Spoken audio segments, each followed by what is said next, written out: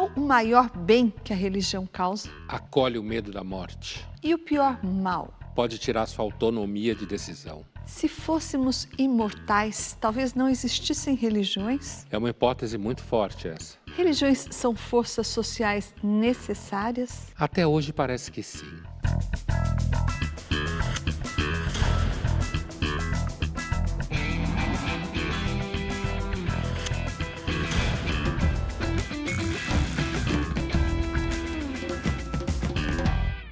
Estamos iniciando mais uma edição do Linhas Cruzadas, hoje para falar sobre as religiões. Será que elas fazem bem ou mal às pessoas? Esse tema foi sugerido pela nossa espectadora Sônia Cavalcante. Oi, Pondé. Oi, Thaís. Pondé, nós fomos às ruas perguntar para as pessoas se elas acham que a religião faz mais mal ou mais bem. Vamos ver o que elas responderam. A religião faz muito bem. Acho que se não fosse a religião, o mundo estaria bem pior.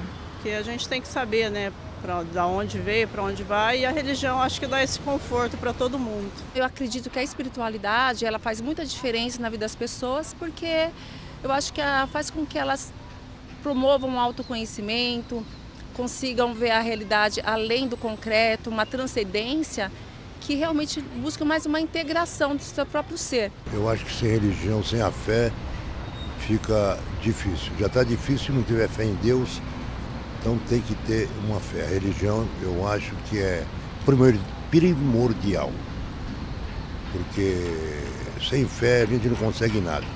Tem que acreditar em Deus e ter fé. E assim segue a vida. Eu acredito que a religião ela faça bem sim às pessoas, porque nós precisamos ter algo para acreditar, para se apoiar. E hoje em dia, do jeito que está a sociedade, o mundo, a violência, então a gente precisa acreditar sim no ser, acreditar realmente em algo para que nós possamos se apoiar e realmente ter amor no coração, né? Para mim, religião não tem o poder de fazer o bem ou fazer o mal. Eu acho que tudo vai depender da ação da pessoa com base naquela crença. Então não importa se você é católico, protestante, se você é da religião do hinduísmo, enfim. Eu acredito muito que a religião ela faz bem para a pessoa, porque eu acredito muito em Jesus Cristo, um Deus superior, que é o alicerce e a base para uma família. E quando você participa de uma religião séria, é ali que você aprende de tudo. A amar e a respeitar o próximo e amar e a respeitar a Deus. Religião é boa, mas já foi muito melhor. A partir do momento que eles começaram a misturar a religião com política, aí já não é mais a mesma coisa, estão polarizando tudo. Muito bem, cabe quase um aleluia, né? Um Não amém. teve um que disse que religião faz mal? Não, acho que não teve nenhum. 100%. Essa última entrevistada fala que quando mistura com política é ruim, né? É claro que eu entendo o que ela quer dizer, mas se você olhar ao longo da história, a religião sempre esteve metida com política, com poder, com Estado, seja ele qual fosse, com o rei, com a polis grega, os impérios persas. Quer dizer, essa ideia de que a religião nunca esteve metida com poder ou com política é uma opinião tipicamente de senso comum, que é historicamente infundada. Agora, é claro que provavelmente ela tem em mente uma ideia que vem com o cristianismo originalmente: dai a César o que é de César, meu reino não é desse mundo. Quer dizer, que o cristianismo, na sua origem, se colocaria como uma religião que não teria relação com o poder, né? Pelo contrário, que inclusive sofre com o poder. E é muito provável também que ela esteja se referindo às últimas brigas de família decorrentes sim. da última eleição. Polarização, ela usa a expressão, né? Então, de repente, dentro do mundo evangélico, evangélicos para cá, evangélicos para lá. Agora, é interessante também a menina mais jovem entrevistada, né, que destoa.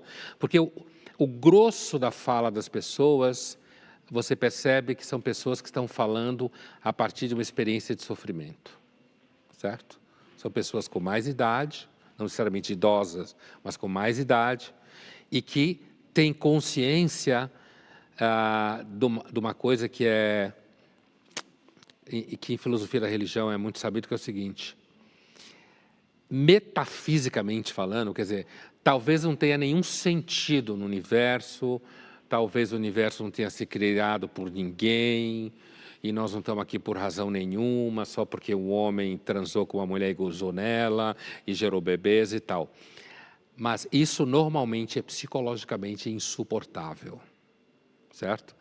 A ideia metafísica do opaco, do acaso absoluto, eu até posso acompanhá-la do ponto de vista do raciocínio, mas normalmente, do ponto de vista existencial, ela é muito difícil. Por quê? Porque a gente sofre, como eu dizia no começo do programa. A gente adoece, as pessoas que a gente ama adoecem, a gente perde um monte de coisa.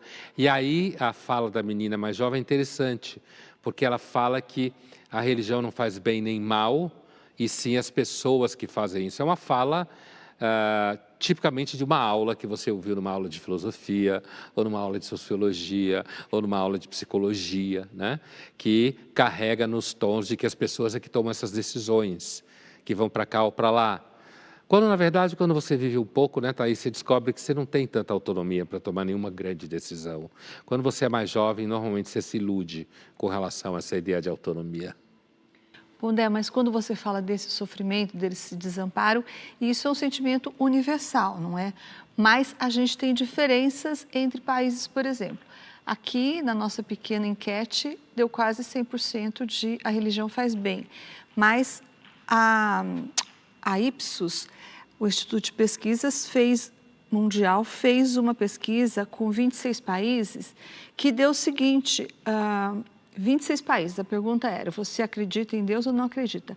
Quem está no topo dessa lista? O Brasil. O Brasil é dos países do mundo que mais acredita em Deus. Graças a Deus. Ele empata com a África do Sul e com a Colômbia, no topo. Quase 9 entre 10 brasileiros dizem acreditar em Deus.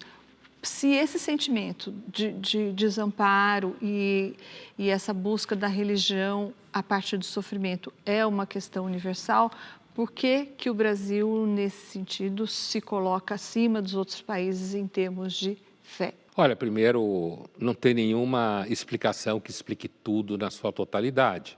Você tem questões históricas, o tipo de colonização. O Brasil foi colonizado no momento de contra-reforma, colonizado e criado, de certa forma, o Brasil que a gente conhece. No momento de contra-reforma, catolicismo ibérico, né? Não é à toa que está falando de Brasil e Colômbia, né? Por outro lado, eu não acho nem um pouco estranho que os brasileiros acreditem muito em Deus, porque, coitado de nós, a gente não tem muita coisa para acreditar, porque a política é um lixo no país, totalmente um lixo, né? E agora, uma outra coisa que, seguindo na batida da pesquisa que você citou, há muito tempo se sabe, em termos de sociologia da religião, que países em que você tem uma melhor condição de vida cotidiana, menos violência urbana, você tem melhor serviço médico, baixa população. Não há nada que faça a qualidade de vida aumentar do que menos gente. Exatamente. O Japão, por exemplo, é um dos países que menos acredita em Deus, segundo essa pesquisa da Ipsos. Bom, não é um país que tem pouca gente, mas é um país que tem uma alta qualidade de vida, que tem pouca miséria. Então, que tem condições materiais de vida. E condições materiais de vida. Na realidade, um dos países também que tem baixa crença são países da Escandinávia, né? Dinamarca, Holanda. Suécia, Holanda, Noruega. E tem um filósofo contemporâneo chamado Charles Taylor, que ele tem uma das obras definitivas sobre mundo secular, que é esse mundo em que a religião não é necessariamente ateísmo, mas a religião sai do foco do espaço público. Ela deixa de fazer parte da máquina do Estado enquanto tal. Sociedade laica, Estado laico, sociedade secular, né, como a gente fala. E ele diz, comentando essas diferenças, de que quanto mais você tem acesso a soluções técnico-científicas em larga escala, e quanto mais você tem um Estado funcional que consegue cobrir praticamente a totalidade da população, mais você tem o que ele chama de condições de possibilidade do ateísmo. De um ateísmo orgânico, como se fala, que você vai se afastando das práticas religiosas e você não fica pensando o tempo inteiro que é Deus que faz isso, ou os deuses, ou os orixás, no caso aqui do Brasil, né? Que remete a uma dimensão metafísica, mágica, que isso é provavelmente uma experiência humana pré-histórica. E provavelmente, pelo fato de ser pré-histórica, ela é tão forte. Isso faz com que a gente não consiga explicar, por exemplo, de forma tão fácil, países como os Estados Unidos, que é tão poderoso e tão rico, e inclusive em ambientes onde a qualidade de vida é muito alta, onde há muita gente religiosa. Inclusive o chamado Bible Belt, por exemplo. Mas é muito mais desigual do que os nórdicos, por exemplo. Sim, mas ali onde essas pessoas vivem, não. Certo? Você tem uma qualidade de vida bastante segura. Na totalidade do país, não. Mas, inclusive, se você for para as costas, né? Costa Leste e costa da Califórnia, costa Oeste, onde você poderá ter uma diminuição de adesão a práticas religiosas, aí você tem um universo mais secular, né? Onde, na realidade, as pessoas aderem a modas. Isso me lembra uma fala, provavelmente você já ouviu, é muito conhecida, daquele escritor Chesterton, o inglês do começo do século XX. Ele não disse exatamente assim, mas é assim que ficou imortalizado. Não há nenhum problema com o ateísmo. O problema é que normalmente você começa a acreditar em qualquer bobagem. História, política, ciência. E eu gosto de acrescentar em você mesmo. Linhas Cruzadas volta já já e no próximo bloco nós vamos falar sobre os males que a religião pode causar.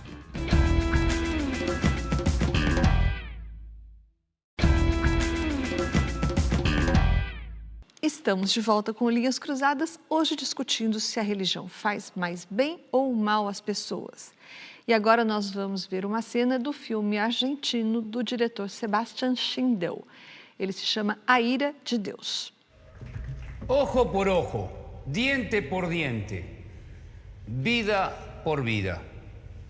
La ley del talión nos habla de la dimensión humana de la justicia que busca la equiparación al daño. En Odile y Odette, la venganza no es a escala humana, es a escala divina. En el Génesis, Dios nos advierte que quien matara a Caín recibirá un castigo 7 veces mayor. Pero la Biblia no hace referencia a una cantidad literal o a una proporción que podría parecer exagerada. No. Los textos bíblicos se refieren a la ira de Dios como la manifestación de la justicia divina. En esta nueva novela, la venganza, la justicia es completa e é perfeita. Esse tema que esse filme trata, a ira de Deus, que é equiparado à justiça de Deus, que é equiparado à vingança de Deus, inclusive quando ele diz que Deus promete que a Caim matando Abel, que ele vai castigar ele 7 vezes mais, né? Uma característica também que era comum no tempo bíblico e também na Grécia antiga, neolítica praticamente, que os descendentes daquele que comete a falta arrasta consigo a falta, certo? Aquilo que os gregos chamavam de miasma, que não tem nada a ver com o que a gente fala em português, miasma, que é o avô fez alguma coisa, como Laios, e isso vai até Antígona, certo? Quer dizer, os descendentes são castigados por algo que na realidade não foi eles que fizeram, veio antes. Isso é um exemplo da ira dos deuses ou da ira de Deus, né? É claro que do ponto de vista que a gente está discutindo aqui, isso pode ser compreendido como uma coisa negativa, né? Aqui eu não estou avaliando teologicamente. Porque se eu estivesse avaliando teologicamente, eu posso, inclusive, entrar numa análise fina, certo? De entendimento de que, na lógica bíblica, Deus tem toda a razão para ficar irritado, porque o seu povo eleito só faz besteira, quase o tempo todo, né? Como representação da humanidade. Mas, do ponto de vista estritamente de um olhar sociológico, psicológico, antropológico, ou seja, não teológico, né? É muito fácil perceber que a ideia de que Deus vai te castigar por alguma coisa pode te fazer muito mal. Você pode entrar em surtos, e mesmo que não seja surto, né? Você pode passar a sua vida inteira avaliando coisas que acontecem com você a partir de alguma coisa dessa ordem. Da culpa. A culpa, exatamente. É claro que, ao mesmo tempo, eu posso dizer que a culpa é civilizadora. Quem nunca sente culpa é quase um psicopata, porque não há dúvida que a gente tem razão para sentir culpa. Aliás, esse tipo de argumento sobre a religião fazer mal é o argumento que é desenvolvido desde Epicuro, né, na filosofia. Mas só voltando um pouco, então, entre os males que a religião pode causar, estaria esse sentimento de culpa infundada, é isso? Sim. Claro, se eu não acredito no sistema todo, é uma culpa infundada. Principalmente se for uma culpa que não fui eu que cometi, né? Inclusive, como a ideia do pecado de Adão e Eva é um gigantesco miasma, né? Esse daí. Então, você tinha falado de Epicuro, e os filósofos, de forma geral, eles não olham com muito bons olhos a religiosidade. Então, para Epicuro, por exemplo, ela tinha um vínculo com o medo, né? As pessoas eram religiosas porque tinham medo dos deuses. Aí, outro filósofo, Marx dizia que os crentes eram seres manipulados, né? Politicamente manipulados. Sim. E daí, por exemplo, você lembrou outro dia de...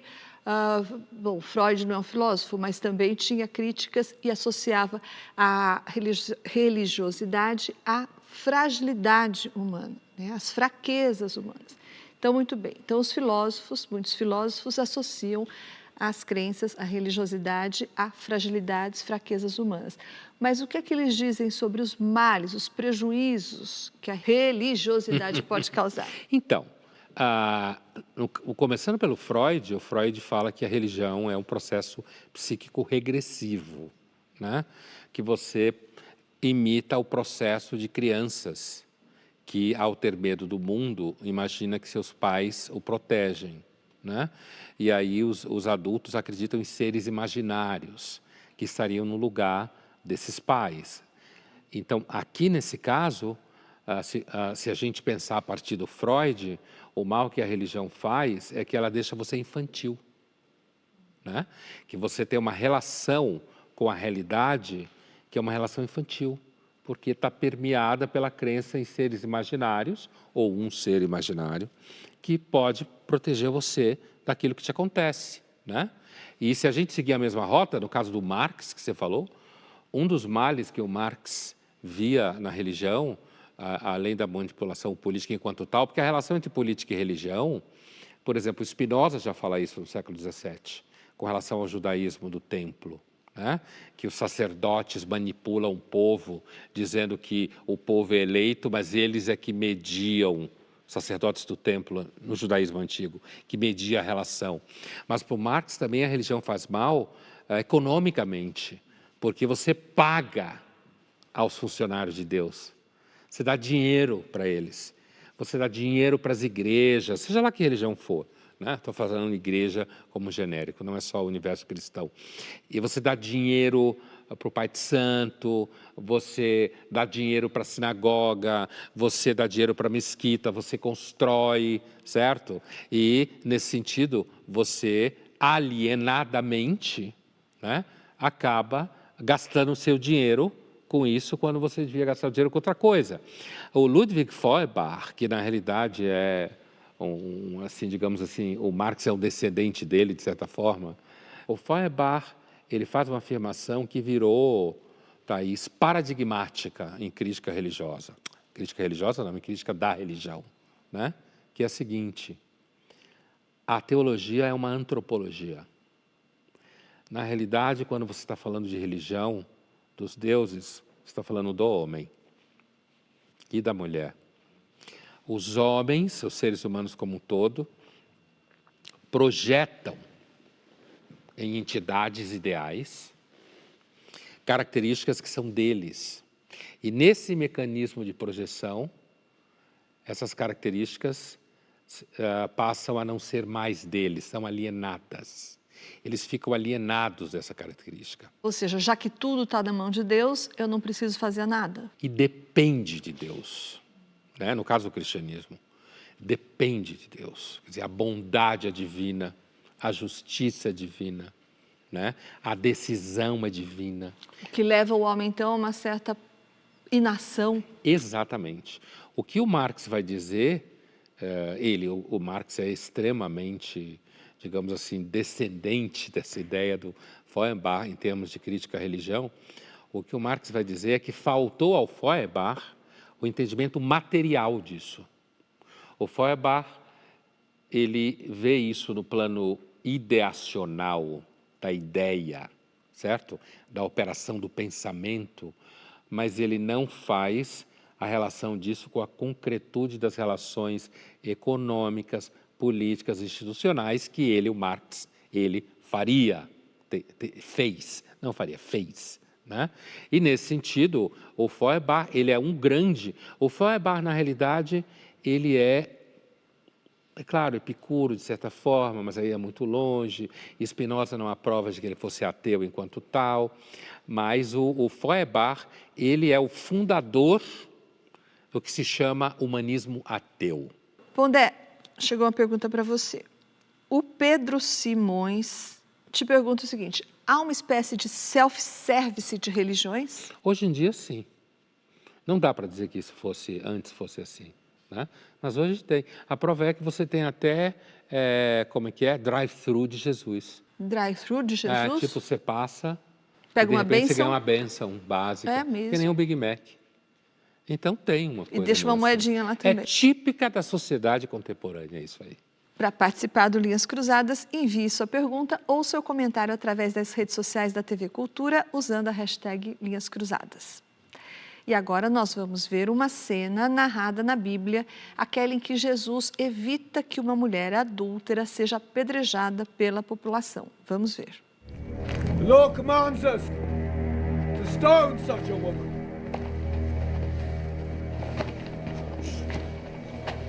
What do you say? It's a trap.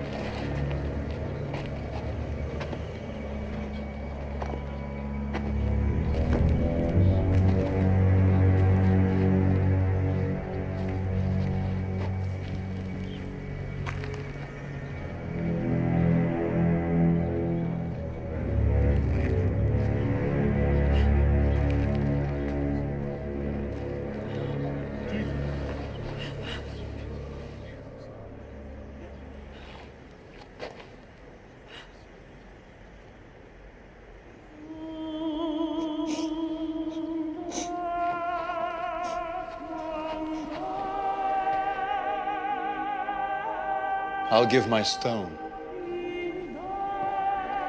to the first man who tells me that he has never sinned.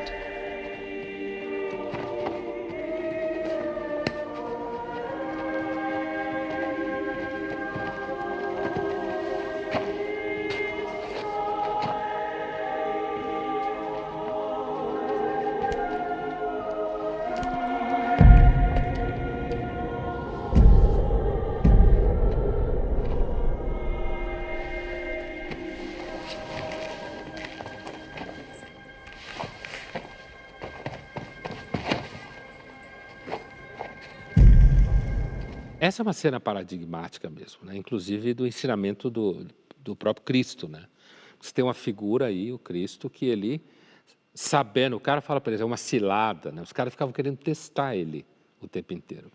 E ele, sabedor disso, ele se move. A questão ali é a seguinte: ele vai seguir a lei e, portanto, vai jogar pedra na adúltera, né? como dizia a lei. Então Jesus está numa linhagem do Davi aqui. Ele está, de certa forma, quebrando a lei, mas quebrando a lei, devolvendo para os caras, é assim, vocês estão imunes de pecado, vocês nunca cometeram pecado. E aqui tem um detalhe que normalmente escapa nessa passagem, que ele contou com a consciência desses caras. Porque se esses caras não tivessem consciência, eles teriam jogado pedra, certo? O personagem Cristo contou com a consciência desses sujeitos que queriam jogar pedra nela, de reconhecer que eles tinham pecado e que, portanto, eles não podiam jogar pedra nela. Nesse movimento, ele já conseguiu fazer com que esses caras recuperassem uma consciência do próprio pecado deles, né? Porque se eles não tivessem feito isso, ele dizia, tá bom, vou jogar pedra mesmo. E aí é o mal que aparece relacionado à cena, né? Leis, muitas vezes de religião, nas mais variadas, violentas, aqui não é uma discussão de gênero, leis violentas, né, que matam pessoas, leis extremamente cruéis, e que as pessoas usam, inclusive, para lidar com seus desafetos. Linhas Cruzadas volta já já, e no próximo bloco nós vamos falar sobre o bem que a religião pode fazer.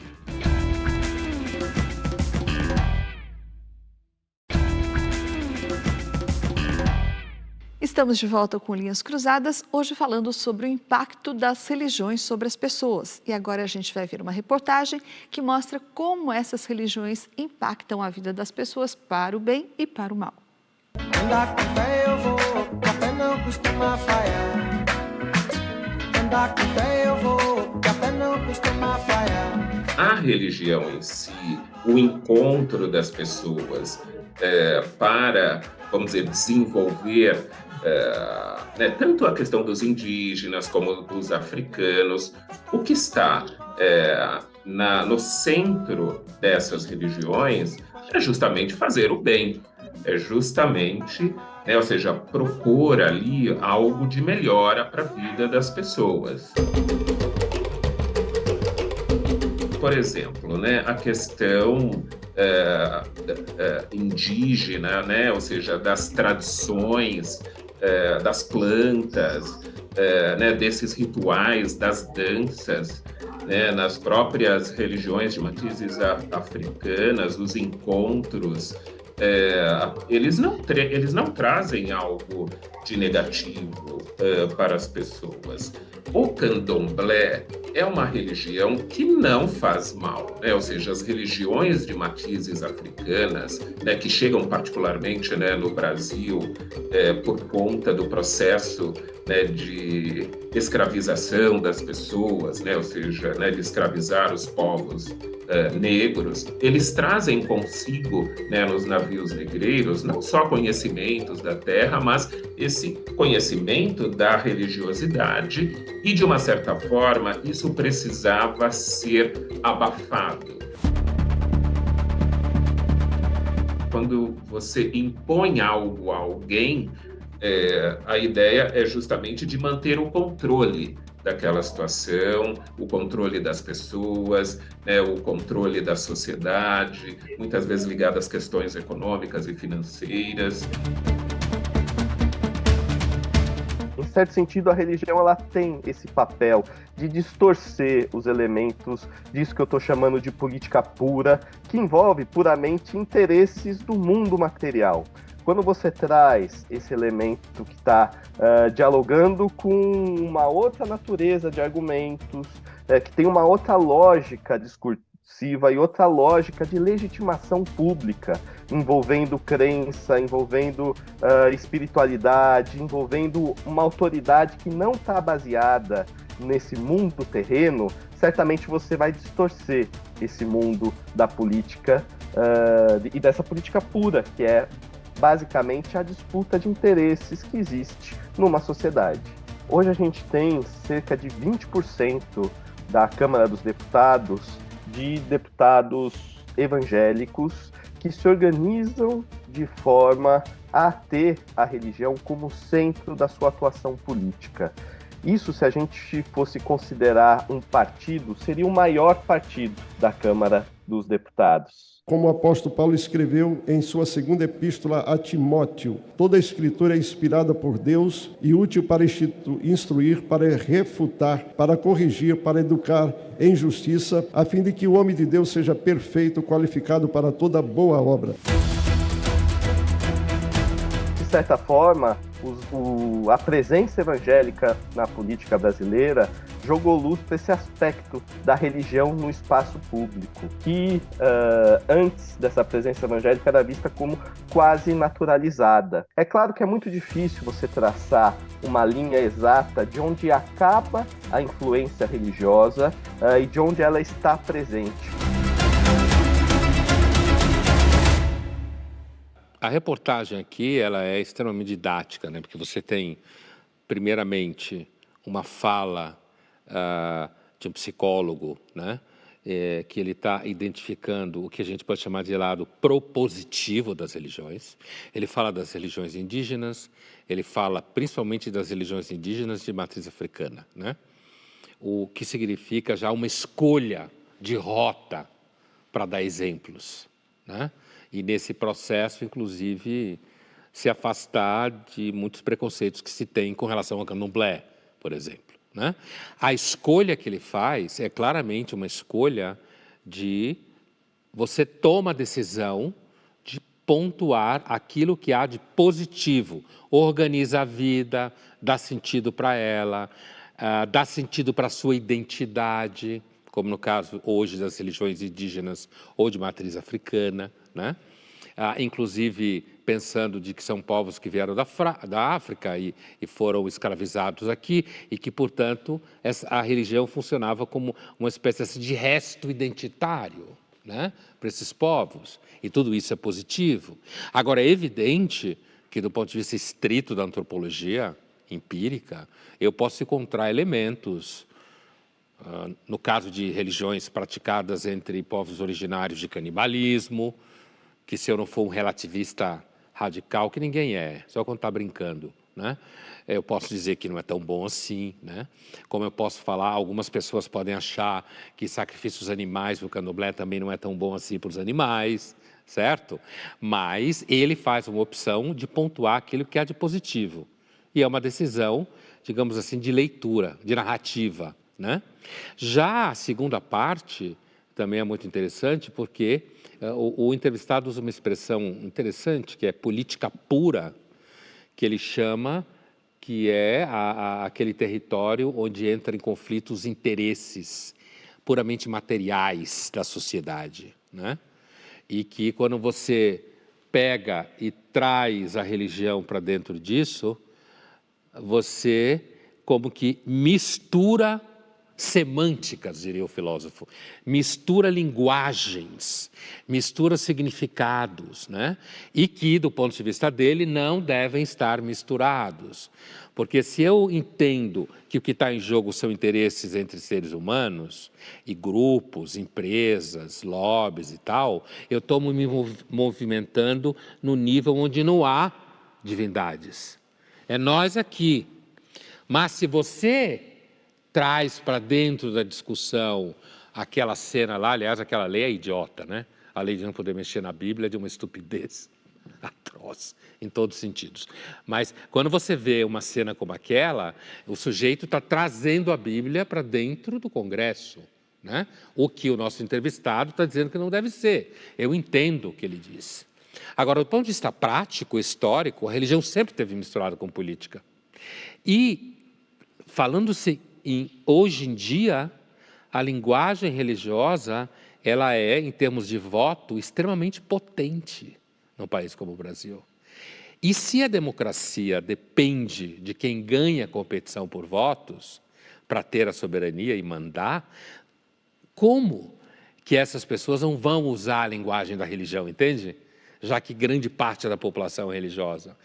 Afora o fato, Thaís, que ele não está levando em conta, e eu também necessariamente não estou levando em conta, de que talvez essas pessoas acreditem mesmo no que elas estão fazendo. Entende?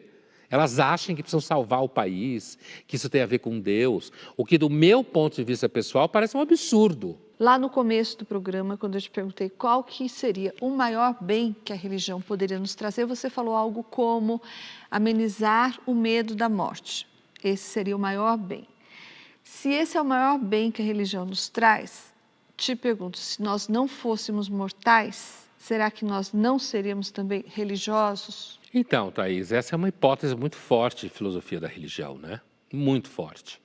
É claro que se a gente fosse imortal, não só talvez não tivesse religião, como talvez não tivesse uma porrada de coisas que a gente tem hoje, né? Não haveria, por exemplo, a discussão sobre caráter indissolúvel do casamento, né? As relações afetivas provavelmente seriam vistas em outra chave. O modo, a decisão sobre reprodução humana teria que ser pensado assim como quem pensa em recursos minerais, certo? Porque se você saísse reproduzindo gente imortal por aí, imagina o que ia acontecer com o planeta, né? Já teria estourado muito antes da Greta Thunberg falar eu quero que você entre em pânico, certo? Então, seria completamente outra história. E entre essas outras histórias, é muito possível que, não morrendo, a gente, então, não precisasse fabricar todas esse universo para nos proteger, porque a morte não é só o evento da morte biológica enquanto tal. É tudo que vem antes, né? É adoecimento, é envelhecimento, perdas de entes queridos, são perdas em gerais que não necessariamente é a morte biológica, né? Que você sofre, por exemplo, ser tornado escravo, é uma perda, é uma espécie de morte, né? É uma coisa extremamente violenta. Então, é possível que não existisse, apesar de que o famoso argumento do Epicuro, né? É um argumento que investe na mortalidade, né? Investe na ideia que é o seguinte, olha, não tenha medo, porque morreu, acabou. Então, a ideia de que você vai ficar imortal na mão de deuses imortais e que eles vão ficar torturando você, não se preocupe. Porque se eu quando estou, você a morte morrer, não está, se a morte está, eu não estou. Quando você morrer, acabou. Não é que você vai ficar olhando um grande nada. Não há você, não há consciência, não há sofrimento. Simplesmente é como se você nunca tivesse existido para você mesmo. Mas é um argumento que normalmente não ganha muitos seguidores, né? Ele não ganha muitos seguidores. Vamos agora para o nosso jogo rápido. Pondé, para o atendimento de problemas terrenos, digamos assim, qual a religião hoje que mais entrega? Para o atendimento de problemas terrenos, eu diria que no universo brasileiro, os evangélicos. Muito provavelmente. Por isso que eles crescem. Thaís, você acha que o mundo seria melhor se não tivesse religião nenhuma? Acho que seria feito de pessoas mais desesperadas, né? Acho que isso, sem dúvida. Não sei se seria um mundo melhor. Mas, Pondé, eu também não sei se seria uma hecatombe, se seria o fim, porque, segundo essa pesquisa que eu mencionei aqui no começo, esse Ipsos, ele faz essa pesquisa de tempos em tempos. Essa foi lançada agora, em maio. E daí mostra que, por exemplo, a Holanda é um país em que já 60% das pessoas não acreditam em Deus. O que lá significa não tem religião. E também não se pode dizer que a Holanda é um país em que as pessoas vivem mal, não é? A pergunta do nosso programa. O que você acha? A religião faz mais mal ou mais bem para as pessoas? Eu tendo a achar que as pessoas veem a religião como fazendo mais bem do que mal. Por quê? Porque as religiões têm sido hegemônicas na história da humanidade e na pré-história. E, portanto, como eu tendo a olhar as coisas numa chave, não tudo, e nem estou preocupado com tudo, mas uma chave evolucionista, então, por isso, eu tendo a achar que as religiões devem ter, ao longo da história, feito mais bem do que mal, inclusive quando fazia bem para um povo que conseguia dominar o outro em nome da sua religião. Estava fazendo bem para o vitorioso, né? Você acha que as pessoas religiosas tendem a ser menos inteligentes? Não, Pondé, não acho. Conheço Tem pessoas... certeza? Tenho certeza. Conheço pessoas inteligentes que acreditam e pessoas não inteligentes que não acreditam e pessoas inteligentes que acreditam ou não acreditam. Mas eu acho também uma coisa, você fala em aderência, tem esse grau, né, de religiosidade.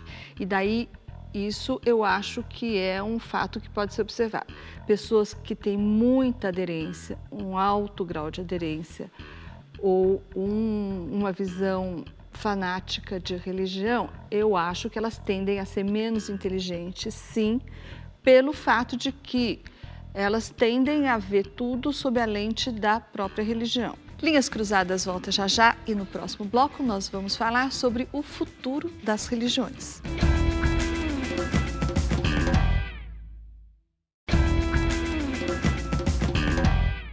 Estamos de volta com o Linhas Cruzadas, hoje falando sobre religião. Será que ela faz mais mal ou mais bem às pessoas? E Pondé, você lembrou agora há pouco que a religião é algo pré-histórico e é algo também que tende a se fazer menos presente nos países em que os avanços científicos e tecnológicos são mais intensos. Então, mais ricos, mais avançados, mais tecnológicos, menos religiosos. Você acha que... e também tem o Estado, né? Países que têm esses avanços e que também apresentam um Estado mais funcional. Você acha que se essa tendência, a perdurar essa tendência de avanços científicos, tecnológicos, Estados mais funcionais, os países tendem a deixar de ser religiosos? Ou seja, a religião pode acabar? Primeiro, eu acho que o mundo secular é muito recente, né? Ele é muito recente.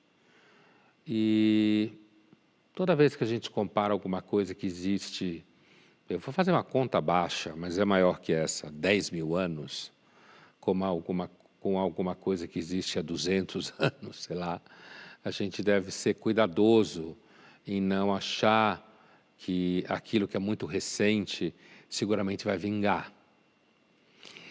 Ao mesmo tempo, é muito interessante porque, se você pegar a Escandinávia, como a gente falava, que são sociedades bastante secularizadas, você encontra pessoas como a Greta Thunberg, que é claramente uma profetisa do Apocalipse. Claramente. A linguagem, a impostação de voz, os gestos, né? É claramente um discurso em que fala que o outro é pecador, que o outro merece ser castigado, que o outro vai destruir tudo. Então, é uma das características de religiões, muitas vezes, não só da religião do monoteísmo abraâmico, essa mitologia sobre destruição de mundos. E com isso eu não estou dizendo que a questão ambiental não exista, na realidade eu estou dizendo que às vezes a ciência pode se misturar com o discurso religioso. É isso que eu estou dizendo. Às vezes a ciência pode se misturar com o discurso religioso. Então eu tendo a achar que a religião não vai desaparecer. Além do fato de que se a gente coloca no centro o progresso, como a gente falava antes, seja o progresso técnico-científico, seja o progresso do Estado, do aparato do Estado, do aparelho do Estado, esse progresso, ele não é, e nem acredito que será em momento nenhum, equânime, no mundo como um todo. Às vezes não é nem num país como um todo, o país tem que ser pequenininho para ser, tem que ter 10 pessoas, né, para ser equânime. Então, ele não é equânime, né, ele não acontece de forma igual e equilibrada em todas as regiões do globo, nem acredito que vá acontecer, né? E afora isso, ele não é linear. Quer dizer, o progresso, ele pode criar problemas no próprio processo dele. O que se falou muito da bomba atômica, entende? A possibilidade que o homem atingiu o nível de poder destruir o mundo inteiro, né? Então, portanto, eu entendo que o mal não vai acabar. Estou usando como metáfora, é claro, não estou dizendo que é uma coisa que é o mal. Eu acho que o mal não vai acabar. Pondé, você quis dizer o mal mesmo ou você confundiu o mal com a religião? Não, estou falando o mal, estou dizendo o mal não vai acabar, portanto a religião não vai acabar. O mal no sentido de sofrimento, coisas que dão errado, por isso eu disse que era metafórico. Quer dizer, o mal no sentido dessa gama de contradições que assolam a experiência humana desde sempre, eu não acho que elas vão acabar. Inclusive, eu acho que muitos daqueles que se propõem a resolver essas contradições vão gerar formas terríveis de contradição, como, aliás, o século XX já provou, né? Até então. E, portanto, o mal, compreendido como essas contradições, não vai acabar. Portanto, é muito provável que continue existindo religião de formas, às vezes, pode ser diferentes, né?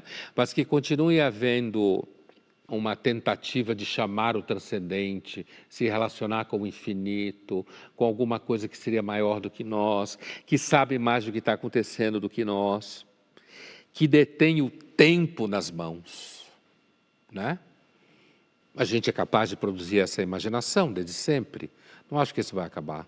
Dentre essas novas formas que você cogita, está aquela tese, por exemplo, do Yuval Harari, o israelense, autor de Homo Sapiens, que fala da substituição de Deus pelos algoritmos? Eu entendo, ninguém acerta em tudo, nem o Harari, nem ninguém, mas eu acho que essa intuição dele, né, inclusive a intuição de que o avanço da tecnologia pode, de novo, colocar em tela as obsessões com a eternidade nessa vida, o transhumanismo, que inclusive a gente já discutiu aqui, eu acho que é bem possível, porque nós temos a tendência a rebater no mundo do transcendente ou de Deus questões que são nossas, como bem dizia o Feuerbach, né? Então, assim, Deus já foi um grande matemático, Deus já foi um grande arquiteto, Deus já foi um grande engenheiro, certo? Por que não dizer que Deus é um grande algoritmo? Né? E essas relações, na realidade, me parece a dimensão mais pobre da mente religiosa, mais pobre. Quando você, de uma forma absolutamente sem nenhum escrúpulo, né? Você rebate absolutamente aquilo que existe aqui no outro mundo. Como na ideia de existe do outro lado do mundo, que muitos espíritas têm, de que existe um nosso lar, que a gente vai, com cadeiras, morre, com mesa. e aí encontra com pessoas que foram nossos amigos e pais, e vamos a hospitais ser tratados. Quer dizer, eu sempre acho essa dimensão da mente religiosa a mais pobre de todas. É a mais fácil de você chutar, é um bêbado na ladeira. Vamos ver agora uma cena do filme 2001, Uma Odisseia no Espaço, do Stanley Kubrick. Maiores filmes que já foi feito na história do cinema, né? Seja na sonoplastia, uma música completamente religiosa, né? Seja no salto da pré-história para o futuro, que ele imaginava em 2001. A tecnologia caduca. O que não caduca são questões metafísicas. Esse tipo de questão, esse monolito nesse filme, ele inclusive vai aparecer adiante, já no futuro, né? E os astronautas estão ali, vão estudar o que é, e eu não sei se você lembra dessa cena, mas os astronautas batem uma espécie de selfie com o monolito. Eles se aliam todos ao lado do monolito, e vai alguém lá e bate uma foto, que é claro que não é um selfie, mas é como se fosse, né? E logo depois morrem, vem um som horroroso e eles começam a morrer porque o som invade a cabeça, não sei o quê. Então, e aqui, esse grupo de nossos ancestrais, né? Eles, na sequência seguinte, né? Esse grupo, inclusive, eles vão vencer outro grupo, vão descobrir o uso do osso, né? Eles vão conseguir vencer o grupo que os oprime, tomando a água deles, não sei o quê, aprende a matar bichos, né? Então, esse monolito, ao longo do filme, está sempre ligado a supostos, aparentes avanços, como no final, quando aparece na frente do personagem David, que sobrevive à inteligência artificial que mata o parceiro dele, o Frank, né, no final. E essa inteligência, esse monolito, o lugar dele no filme é o lugar do mistério, né? Ele é um mistério, uma das faces mais poderosas da religião é justamente o mistério, né? Que está presente no monolito, nessa cena, né? Essa coisa que aparece, que inclusive está alinhado com o Sol e com a Lua, certo? Né? Quando ele é olhado de baixo, ele está alinhado com o Sol e a Lua, né? O que deixa qualquer pessoa que acredita na relação com os astros muito louca, né? Mas o mistério seguramente é uma das faces mais poderosas das religiões, né? Essa ideia de que nós estamos imersos no mistério. A gente não sabe de onde o universo veio. Tá bom, a gente pode dizer que explodiu, tal e tal. Mas de onde veio essa coisa que explodiu? De onde veio esse espaço onde ele explode? A gente não sabe, afinal de contas, se existem outras vidas inteligentes no universo. O universo é gigantesco, é infinito de certa forma, portanto pode existir como não existir, né? Se só for nós, imagina a solidão cósmica, né? A ideia de que acabar a espécie humana e a vida na Terra, o universo é só pedra e areia vagando para sempre vazio, sem ninguém saber que ele está aqui, né? Ou todo o drama moral, como dizia o Kant, a lei da gravidade entre os corpos e a lei moral no coração do homem, que o Kant dizia que eram as duas coisas que o encantava mais, né? Então, você me perguntou há pouco se eu acho que a religião vai acabar. Me parece que uma das razões que faz com que ela não acabe é justamente o mistério no qual a gente está envolvido. E a ciência, toda vez que vai e avança nessa fronteira, ela acaba encostando nesse mistério religioso. Linhas Cruzadas fica por aqui, mas na semana que vem a gente está de volta.